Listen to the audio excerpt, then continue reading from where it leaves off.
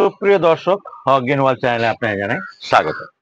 Thumbnail এবং title দেখে বুঝতে পেরেছেন আমি কোন গাছে ভিডিও করছি। হ্যাঁ বন্ধুরা, আজকে বিশেষ কোনো ভিডিও করছি না, বিশেষ কোনো তথ্যবহুল নয়। সত্যি কথা বলতে, আমার বাগানে যে এটা দোতলা ছাদ বাগান, থাই ভ্যারাইটির আমরা দেখতেই পাচ্ছেন প্রচুর আছে। আজ করব কাল করব ভিডিও, মানে করতে করতে অনেকটা খাওয়া হয়ে গেছে, প্রায় 2-3 কেজির মতো। আর গাছে পেকে পেকে নষ্ট হচ্ছে, এই দেখুন একদম পেকে গেছে, দেখতে পাচ্ছেন। নিচে এমন পড়েও আছে বেশ কিছু পেকে পেকে, রোজই নষ্ট হচ্ছে, পাখিতে খাচ্ছে, পড়ে আছে পাকা। তো এইটা ফেব্রুয়ারি মাসের 14 তারিখ। আহ ফেব্রুয়ারি মাসের মধ্যেই অ্যাকচুয়ালি প্রথম সপ্তাহের দিকে উচিত ছিল এটাকে সম্পূর্ণ হারভেস্ট করা। কারণ দিনের টেম্পারেচার বেড়েছে, আর দিনের টেম্পারেচার বাড়লেই এগুলো থেকে নতুন নতুন কচি কচি শাখা বেরোবে, আর শাখা বেরোনো মানে ফুল সমেত। কারণ যেহেতু এই থাই ভ্যারাইটি 12 মাস আমরা গাছে থাকে, ছোট বড় বিভিন্ন রকম সাইজে থাকে। আবার শেষের দিকে বর্ষার পরে পরে দু একটা লট হয়ে গিয়ে তারপরে কিন্তু আর নতুন করে ফুল আসে না, সেটা একসঙ্গে এই যে পেকে গেছে, কোনটা খুব সলিড হয়ে আছে ইত্যাদি বিভিন্ন রকম সাইজ আছে। অন্যান্য সময় যদি ভিডিও করতাম আপনাকে ফুল দেখাতে পারতাম, ছোট মেজো বড় সব রকম একই গাছে থাকে, 12 মাস থাকে। আপনাদেরও বলছি, একটা শখ করে থাই ভ্যারাইটির আমরা গাছ অবশ্যই বসাবেন। এবার বলি যে আমরা যে এই যে আমরা যে হারভেস্ট করব সেটা আমরা কাটবো কোত্থেকে? শুধু এইভাবে ডাঁটাগুলোকে রেখে দেবো? দেখুন, খুব কাছে থেকে যদি দেখা যায়, এই যে বাদামি বর্ণ হয়ে আছে এখান থেকে, আর এখানে দেখবেন যে এগুলো কিন্তু খুব একটা বাদামি বর্ণ হয়নি, এইগুলো অল্প হয়েছে। তাহলে আমাকে এই ডাগাগুলা কাটতে হবে ঠিক এইরকম জায়গা থেকে, ঠিক এইরকম জায়গা থেকে। এই যে দেখতে পাচ্ছেন, এইরকম জায়গাগুলো থেকে কাটতে হবে। একেবারে এখান থেকে এইটুকু কেটে দিলাম, তাহলে এগুলোতে কিন্তু ভালো আসবে না, এগুলোতে কিন্তু নতুন পাতা বেরোবে না, পাতা বেরোবে এরকম জায়গাগুলোতে। তো আমি আপনাদের একটা কেটে দেখাচ্ছি ঠিক কোন জায়গাতে কাটবো। ঠিক দেখুন, এটা এইরকম জায়গাতে কাটবো, এই যে থোকা থোকা এইভাবে। এখানে রেখে আর লাভ নেই, তখন তো বেছে বেছে কাটতাম। আর এটা কাটছি এই জায়গা থেকে,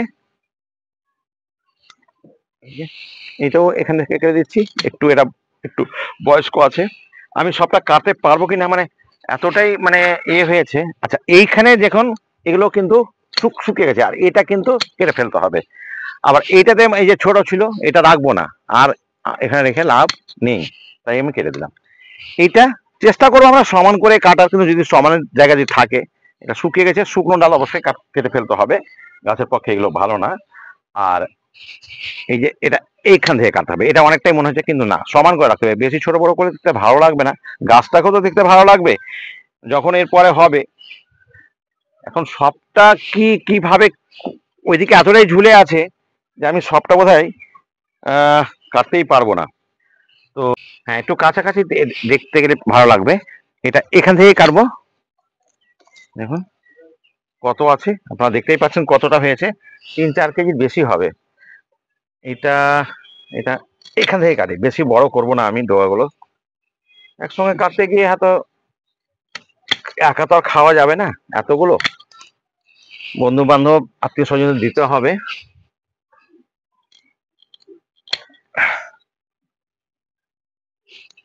এদিকে অনেকটাই পেকে গেছে, এখন অনেকটা পড়েছেও বুঝতে পারছি, কিন্তু কিছু করার নেই, একসঙ্গে না কাটলে আসবে না একদম। এই যে পড়ে গেল, দেখুন কত আছে, দেখুন একদম তোমার দিকে দেখুন কতটা কাটলাম, এখানে পেকে গেছে বলে এরকম অবস্থা হচ্ছে। আর এই যা পরে বার চলে গেল, এগুলো ছোট, কিন্তু কিন্তু কিন্তু বয়স হয়ে গেছে, কিছু রাখা যাবে না, শুকনো ডাল আছে বোধ হয়। আর এই যে, তো বন্ধুরা এবার আমি আপনাদের দেখাবো যে এরপরে কি করব। এটা তো কেটে দিলাম, হারভেস্ট করে নিলাম, হারভেস্ট করার পরে যে কাজটা থাকবে, কি ধরনের পরিচর্যা করলে এই ধরনের আপনি আমরা 12 মাস ফলাতে পারবেন, সেটা নিয়ে 2-4টি কথা অবশ্যই বলতে হবে। তো শুনতে থাকুন, আমি বলে রাখি, পজ করো।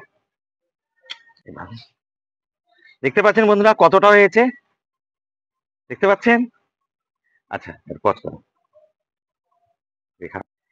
এবার যে কাজটি করতে হবে, মনে রাখবেন এই আমড়া গাছ কি কি টিপস ফলো করতে হবে আপনাকে এই আমড়া গাছে প্রচুর আবার আগামী বছর ফল পেতে হলে, আমরা পেতে হলে।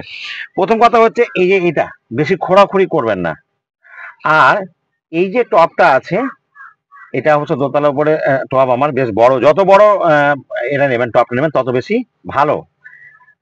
খোঁড়াখুড়ি একদম পছন্দ করে না। আর মাটিতে যে আপনি মাঝে মাঝে যে খাবার দেবেন, ব্যাপারটা এরকম নয়, খাবার একদম লাগে না। জাস্ট এই যে হারভেস্ট করলাম, এই মুহূর্তে আমি যে খাবারটা দেব, সেটা কি ধরনের খাবার দেবো সেটা একটু দেখে নিন। আর একটুখানি, যেহেতু আমি পুরো গাছটাকে হারভেস্ট করেছি, একেবারে পাতা টাতা কিছু নেই এখানে, গাছের চার সাইড থেকে আমি মোটামুটি 4 আঙুল দূরে এই যে নালা কাটলাম, এই যে নালা কাটলাম, দেখতেই পাচ্ছেন নালাটা।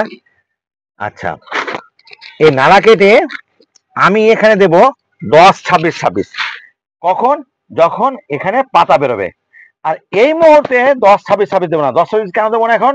কারণ এখানে পটাশের প্রয়োজন নেই, পটাশ একমাত্র ফুল ফোটার সময় লাগবে। এখানে যেটা দেবো ডিএপি। এখানে কি আছে? ডিএপিতে নাইট্রোজেন আছে, ফসফেট আছে। মনে রাখবেন এখানে কোনো পটাশ নেই। এখন পটাশ দেওয়ার কোনো প্রয়োজন নেই, এখন শুধু ডিএপি দেব। আর এই ডিএপিতে আছে নাইট্রোজেন আর ফসফেট, এতটুকু। এই যে এইটুকু। আচ্ছা, মাটি দিয়ে কিন্তু আমি ঢেকে দেবো এটাকে, মাটি দিয়ে ঢেকে দেবো, এরকম ঢেকে দিলাম। আর সন্ধ্যার সময় জল দিয়ে দেবো। আর কিন্তু জল টল দেবো না, এই গাছ একদম জল পছন্দ করে না তেমন। খুব মাটি শুকিয়ে গেলে তারপরেই জল দেবো, জমা জল তো নয়। অতিরিক্ত জল তো একদম পছন্দ করে না, গাছ পচে যাবে। এই জলের ব্যাপারটা আপনি ঠিক করে ধরতে পারলেই, তাইলেই কিন্তু আপনি প্রচুর পাবেন। তো বন্ধুরা, 2 সপ্তাহ পরে, 2 সপ্তাহের মধ্যেই কচি কচি পাতা বেরোবে। পাতা বেরোনোর পরে 4টি-5টি করে পাতা হবে, সেটা মোটামুটি 1 মাস লেগে যাবে। তখন আমি দেবো এটাতে 10-26-26, মানে ফুল আসবে ওই জন্য। এখন কোনো প্রকার পটাশ জাতীয় কোনো খাবার দেবো না, জাস্ট নাইট্রোজেন। আপনি খোল জল যদি থাকে বাড়িতে আপনার, খোল জল দিতে পারে। 10-26-26 যদি না থাকে তো খোল জলটা দেবো, অন্য কোনো কিছু দেবেন না। তো বন্ধুরা, এই গাছে যখন নতুন করে মুকুল আসবে, তখন আবার আপনাদের সেকেন্ড ভিডিও নিয়ে আসবো, তখন কি করতে হবে। আজ এতটুকুই, আশা করি আপনাদের কোনো উপকারে আসবে। উপকারে আসলে অবশ্যই ইউটিউব থেকে দেখলে সাবস্ক্রাইব করবেন, আর ফেসবুক থেকে দেখলে অবশ্যই ফলো দিয়ে পাশে থাকবেন। ধন্যবাদ।